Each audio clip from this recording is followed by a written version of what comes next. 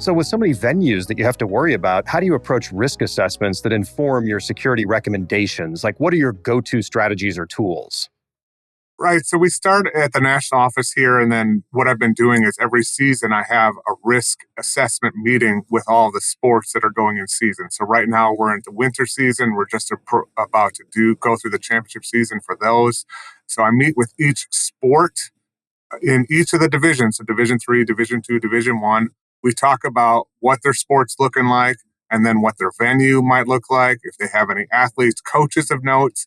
The champ managers are really the point people for the events. And so I rely on them to provide me, hey, I have this concern or this issue might come up. And then we can dive deeper into that if there's a security related issue, but I rely on them to provide their assessment. I think once we get that, then we're able to connect with the local venues and work with them based on whatever risk we've identified. So there's a risk mitigation internally by sport, and then we look at the risk assessment done by the host and the venue and kind of combine those together to make our overall comprehensive risk assessment.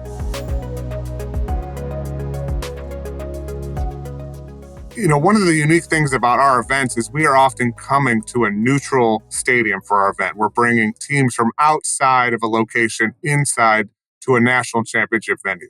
And so sometimes I use the term affectionately, we're bringing baggage to the event and to the venue to come along. And so what I try and do is alert our local host partners, here's the baggage that we're bringing. Now, what I trust and I know is that our local partners are really good at monitoring the threats to their venue. What they may not always be doing is checking on the noise that's associated with the teams that are coming. And one of the examples highlighted is related to women's gymnastics. So we have two very high growing sports with women's volleyball and women's gymnastics. It's been great to see that growth and exposure, a lot of positive energy associated with that. But with that also comes some negative exposure. So in our national championship host, they weren't necessarily monitoring any of the online harassment and subsequent conversation related to some of our student athletes. But they wouldn't know to do that because that's not local to them. So once I was able to share, hey, here are the teams, here are the athletes.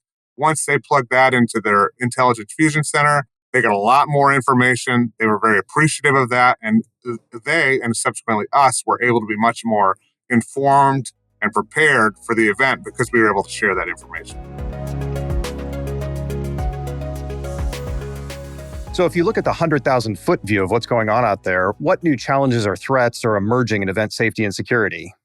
Well, college athletics is certainly going through a very dynamic stage with a lot of changes specific to name, image, likeness, or NIL, as it's often referred to, where you're having student athletes that are able to publicize their image in exchange for services or money.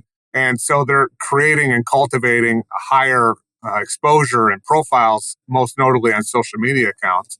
And so they are becoming as high, if not higher, individual attractions than the event itself. And again, to go back to what we've talked about, that is just an important part of the risk assessment. If you have someone who is much higher profile, they may garner a little bit more attention beyond than what's normally expected for that sport or that championship. And that's just part of the risk assessment. So, we've started to see that with some specific athletes. And that's one of the questions that I ask our champ managers. Hey, do you have any notable athletes right now that are really influencing the public based on their followers or their products or things like that?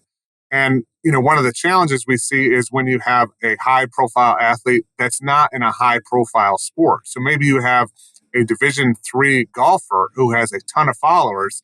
Division 3 golf isn't a event where we would normally put a lot of safety and security resources based on our normal risk assessments. However, once you add this athlete to that equation, that may change the outcome of how you're deploying your resources.